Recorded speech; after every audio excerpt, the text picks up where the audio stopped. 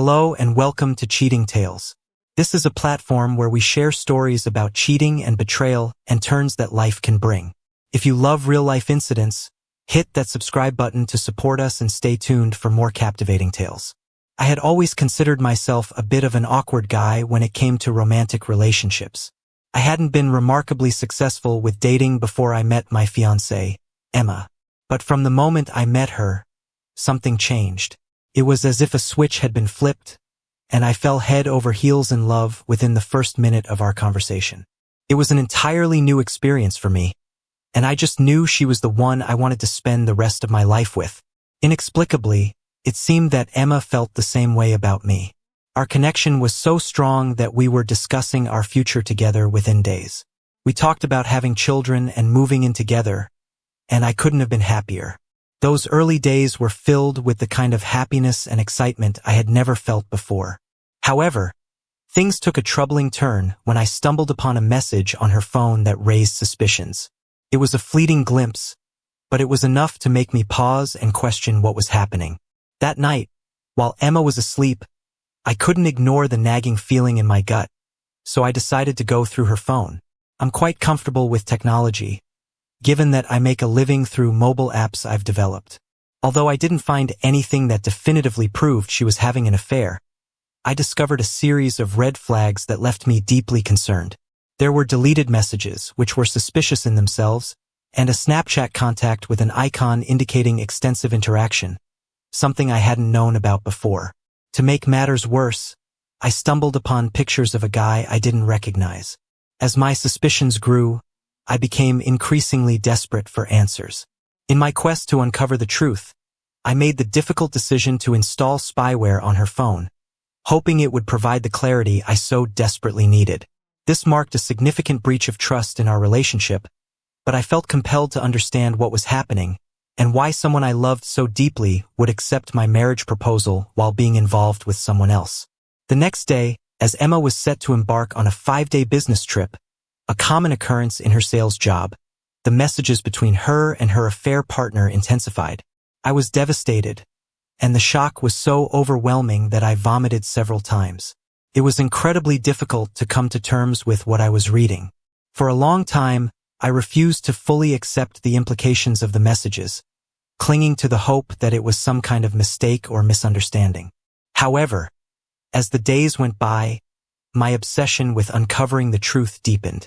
I couldn't resist going through everything I could access. What I discovered was that their affair had started over 2 months before I proposed to her. Her affair partner was a colleague at her workplace, a man 8 years her senior, married with 3 children. His wife was 7 months pregnant at that point. It felt like the final blow when I overheard them in a hotel room passionately professing their love for each other and talking about running away to start a new life together. I was utterly distraught and overwhelmed, not knowing what to do. I couldn't gather the courage to call and confront her. In the end, I reached out to my best friend since childhood, whom I'll refer to as Max. He had grown up in a Brazilian household and was tough as nails, even before he and his mother moved in next door when I was 12. Back then, we were living in the UK. Despite not knowing a word of English initially, we quickly became close friends over that first summer. We learned each other's languages, with me picking up some Portuguese and him learning some English. Our bond became incredibly strong, perhaps forged through the shared trauma of our respective childhoods. Since then, we've been inseparable, which is quite ironic because I'm the shy, awkward nerd, while he is the outgoing, fearless type. I shared every detail, showing him the incriminating messages and emails that had torn my world apart. As we entered her parents' house, the atmosphere was filled with warmth and familiarity. Emma was seated on the sofa, flanked by her parents, and she couldn't help but notice that something seemed off with me. I could sense her gaze on me, her concern evident, but I continued to maintain my facade, attributing my apparent discomfort to not feeling well. Beside me, Max, my lifelong friend, wore a congenial smile and took the opportunity to reassure Emma that I had prepared a fantastic surprise for her at her parents' house. His enthusiastic encouragement was a cover for the storm of emotions brewing within me. I remained steadfastly silent, determined to shield my inner turmoil from Emma's watchful eyes.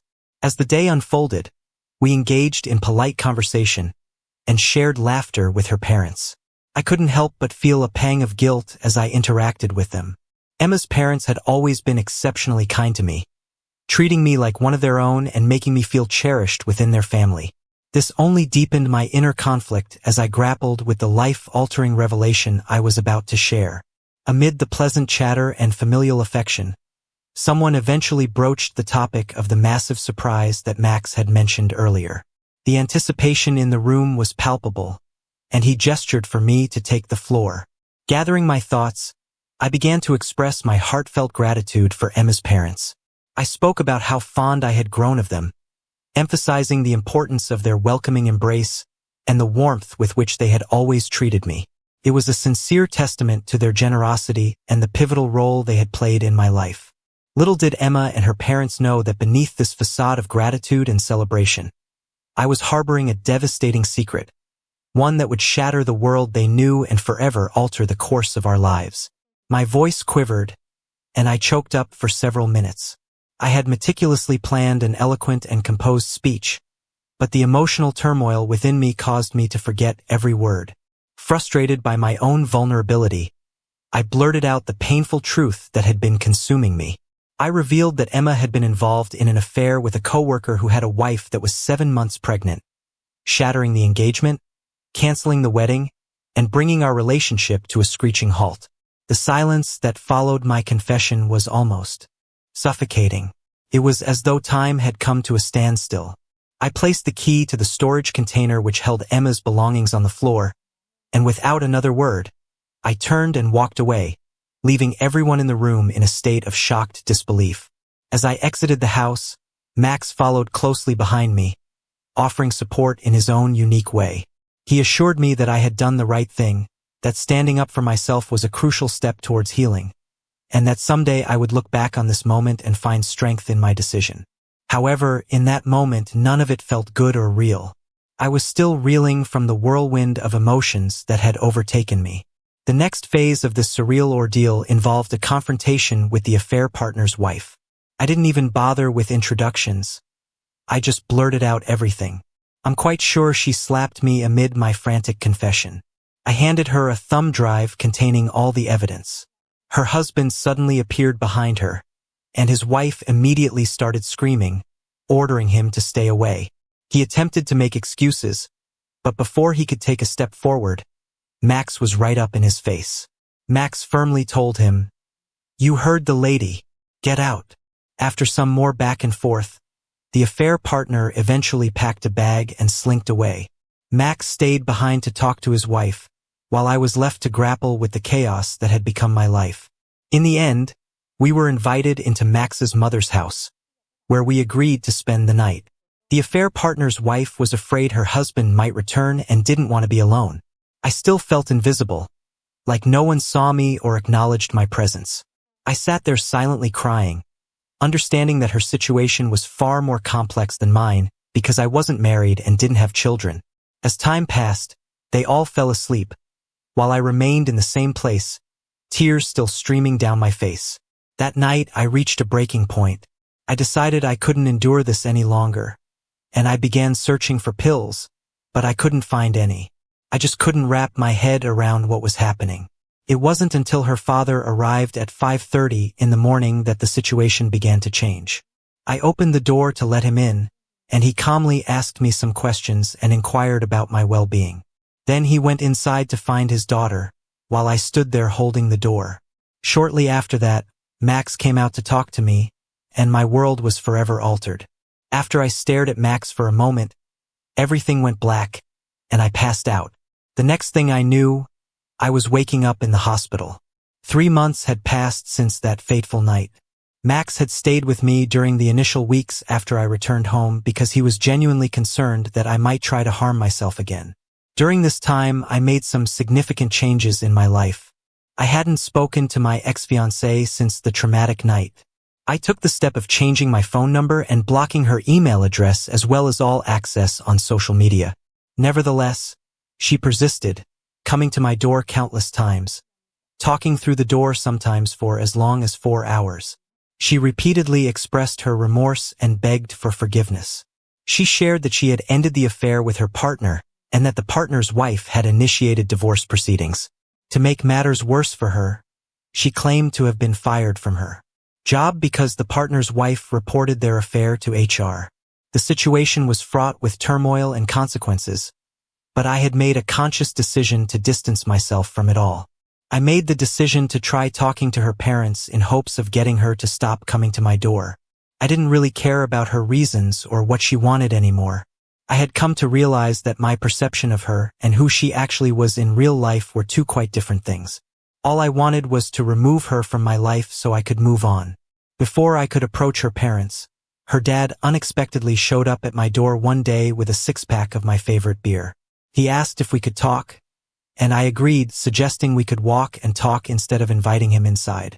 I didn't want him to see the mess my apartment had become, and I definitely didn't want to risk his daughter suddenly showing up at my door. He opened 2 bottles of beer, and he began to speak. Initially, he apologized on behalf of his daughter. Then, he opened up about the pressure he and his wife had faced from their daughter to approach me and somehow facilitate a conversation between us. He admitted that his daughter was spoiled and selfish, and he hoped that she would finally have to face the full consequences of her actions. Perhaps he believed that this experience could ultimately lead her to become a better person. I asked him if there were any problems between us, and he assured me there were none. He even made a light-hearted comment suggesting that maybe it was time for me to get a divorce. Apparently, the confrontation between him, his wife, and his daughter didn't go well after their initial visit to my door. However, this time he conveyed his determination not to back down. It seemed like a fight that had been brewing for a long time on his end. Max has been a constant source of support and encouragement throughout this challenging journey, as he always is. His unwavering presence has helped me navigate the aftermath of a tumultuous period in my life. Now that I've emerged from it, I've come to realize just how right he was. He had always believed that someday I would feel proud of standing up for myself, a feat I rarely attempted in the past. And now I do feel proud of what I've done. I stood up for myself, something I usually never did, and it feels empowering. I'm even determined to do it again in the future when necessary. Despite my resolve to distance myself from my ex-fiancée, she persisted in showing up at my door. This time, however, I chose to talk to her. She begged me to let her in so we could talk, and surprisingly, I agreed. I set the condition that we would meet at a local park in half an hour. I didn't want her inside my chaotic living space, fearing that she might make accusations or escalate the situation. Strangely, I wasn't nervous about our meeting. I felt strangely composed and even positive. When I arrived at the park, I found her there, tears streaming down her face. We engaged in some meaningless small talk at first. She attempted to pry into what her father and I had discussed, but I firmly told her it was a private matter between him and me, none of her business. As her tirade continued for what felt like hours, I couldn't help but feel detached from her. It was an unusual sensation because I had never felt that distant from anyone before. Eventually, I decided to call her dad to come and pick her up. I informed her that I forgave her, not because I wanted to rekindle our relationship, but because I no longer wanted to carry the burden of anger, hatred, and hurt. I made it clear that people who genuinely love each other don't engage in the actions she had taken against me, and trust, once broken, is challenging to rebuild. She cried hysterically, and I watched without much emotional involvement. In the end, I expressed my hope that she would seek counseling and work on fixing whatever was broken inside her. It was a moment of closure, one that marked the beginning of my journey towards healing and moving forward. After our conversation at the park, I decided to call an Uber and head to the local animal shelter. There, I adopted a kitten and gave it the name Shine. Max made a light-hearted comment about being blinded by my new shiny spine, referring to my newfound courage and assertiveness. Shine was a constant reminder for me to stand up for myself, a symbol of the positive changes I was making in my life. I was proud of how I had handled the situation with my ex-fiancée. Instead of resorting to anger, yelling, or name-calling, I had chosen the high road. It was a testament to my growth and newfound strength. I focused on moving forward, enjoying the company of my amazing kitten, and finding joy in the simple pleasures of life. Later, Max was planning to come over to play some video games and share some beers. It was a welcome distraction, the chance to have fun with a good friend. Despite the mixed emotions I felt about my ex, there was an underlying sense of relief that I was finally moving past this chapter in my life. I would cherish the good times we had, but I was also looking forward to a future free from the turmoil and uncertainty that had marked this difficult period. It was what it was, and now I was ready to embrace what lay ahead. Dear listener, if you have reached this far, please consider subscribing to our channel as it helps and motivates us to continue our work.